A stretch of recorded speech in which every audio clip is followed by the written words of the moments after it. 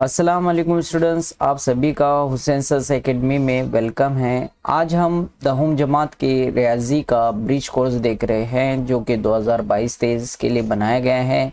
ये डे 8 है, 8वें दिन की मशक हम इसमें सॉल्व करने वाले हैं।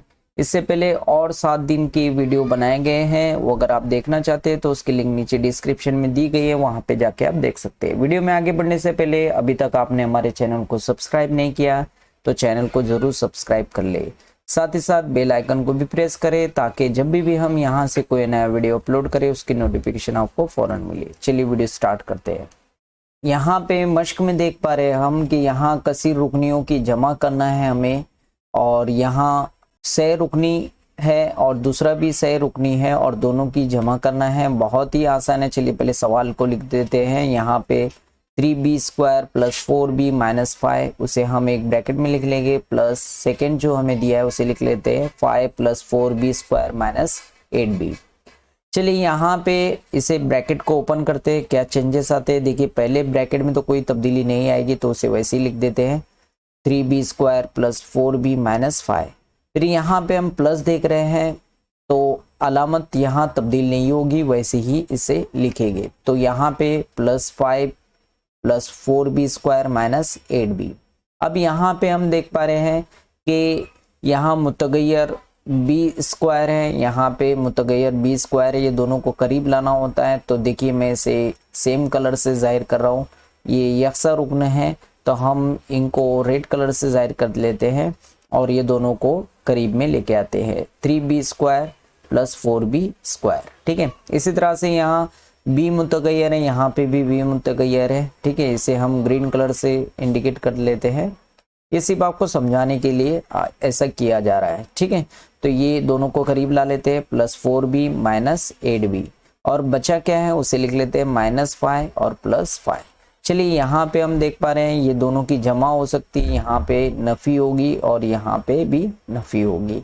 चलिए ये दोनों की जमा कर लेते हैं, 3b² प्लस 4b² 7b²। ठीक है, अब यहाँ पे ये जमा में ये नफ़ी में तो ये दो नफ़ी होगी, 8 नफ़ी 4 करते हैं हम तो हमें 4 मिलता है, लेकिन यहाँ पे 8 बड़ा है और वो नफ़ी रख रहा है इसलिए नफ़ी 4b हम लिख देंगे।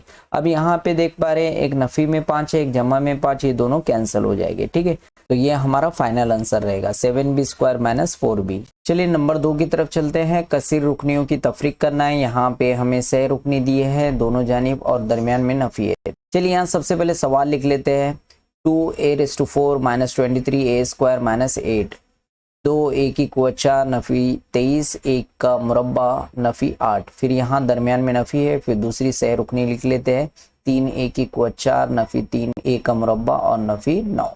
यहाँ पे ब्रैकेट ओपन करते हैं तो पहला ब्रैकेट एज इट इज, जो ब्रैकेट के अंदर जितने रुकन है वो वैसे ही लिखेंगे हम उसे। तो देखिए यहाँ पे मैंने उनको वैसे ही लिखा हूँ। यहाँ पे चेंजेस आएंगे क्योंकि यहाँ पे नफ़ी आ गया। तो आपको पता है कि नफ़ी अगर बाहर आता है ब्रैकेट के बाहर तो ब्रैकेट के अंदर मौजूद सभी की अलामत तब्दील कर देता है। ये जमा में ये नफ़ी में हो जाएगा। तो देखिए यहाँ पे नफ़ी जमा नफ़ी 3a की कुआ 4 नफ़ी नफ़ी जमा हो गया और 3 1 का मुरब्बा। ठीक है, फिर नफ़ी नफ़ी जमा और ये 9 का 9। चलिए यहाँ पे हम देख पा रहे हैं कि मुश्तरिक क्या है, यकसा रुकन कौन सी है, 2a की कुआ 4 और यहाँ पे देखिए यहाँ पे भी 3a की कुआ 4 है ना, ये नफ़ी में है तो ये दोनों को करीब ला लेते हैं। ठीक है, हम इसे करीब में लिख लेते हैं। फिर इसी तरह से नफ़ी 23 a का मुरब्बा और जमा 3a का मुरब्बा, ये दोनों को यकसा कलर दे देते हैं, ये यकसा रुकन है, इनको करीब ला लेते हैं, उसे लिख लेते हैं। ठीक है, फिर जो बचा है -8 और +9 उसे लिख लेते हैं। अब देखिए दोनों की जमा नफ़ी जो भी है यहाँ होगी तो नफ़ी होगी क्योंकि अलग अलग अलामत रख रहा है।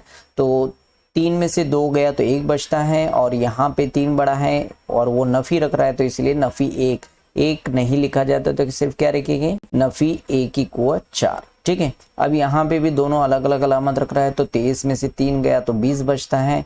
यहाँ पे 23 बड़ा है तो नफ़ी 20 लिखेंगे और a की कुआ 2, ये दोनों में मुश्तरिक लिखते हैं। ठीक है, फिर यहाँ पे हम देख पा रहे हैं एक नफ़ी में एक जमा में तो नफ़ी होगी, 9 जमा 8 करते हैं तो 1 बचता है। चूंकि 9 बड़ा है उसकी अलामत प्लस है तो +1 हम लिख देंगे। इस तरह से इसे कंप्लीट करेंगे। अब देखिए अगर हम ये दोनों की एडिशन करना चाहें या तफरीक करना चाहें तो नहीं हो पाएगी, क्योंकि एक की कुवत 4 है, यहाँ एक की कुवत 2 है, तो ये दोनों की या तीनों की यहाँ पे जमा नफी नहीं होगी। ये हमारा फाइनल आंसर रहेगा। चलिए आगे बढ़ते हैं। यहाँ पे हमें कसीर रुकनियों की ज़र्ब करना है, जिसमें यक रुकनी है और यहाँ पे 2 रुकनी है। अब यहाँ पे किस तरह से ज़र्ब करते हैं, तो पहले मैं सवाल लिख लेता हूँ। 3p inside the bracket 3p + 9। अब यहाँ पे देखिए आपको ये बता दूं, ये 3p पहले 3p से ज़र्ब करेगा, फिर वापस से 3p किससे ज़र्ब करेगा, 9 से। चलिए कैसे लिखते हैं, देखिए 3p ज़र्ब 3p है ना, ये 3p हमने लिखा और ये अंदर की तरफ का 3p।